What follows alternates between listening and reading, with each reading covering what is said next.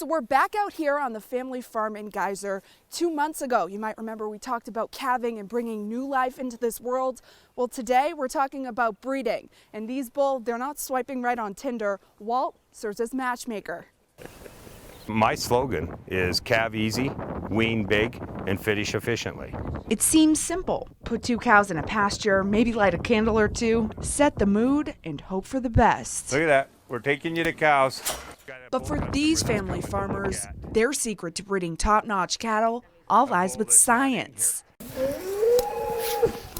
Walt uses hair samples, DNA, and testing to determine which bull should try and mate with each cow. And I usually start each breeding season with my youngest, best genetics, my newest genetics.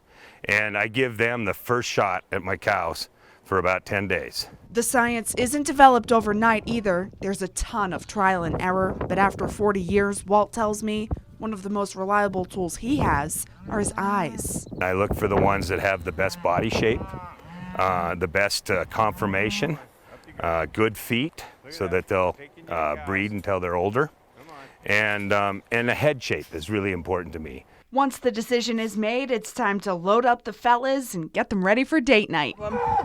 He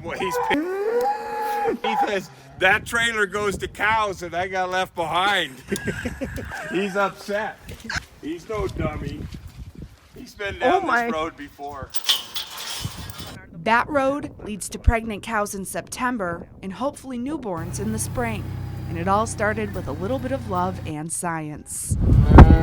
It's all about the fun of genetics for me and making the matings that are going to make the best bull for my customers. The hard work never stops on Montana's family farm, even during a global pandemic. We've shown you breeding, we've shown you calving, and in just a few weeks, Walt's gearing up for haying season, and I'll be there right along the way to show you how. On Montana's family farm in Geyser, Nikki DeRico, Montana Right Now.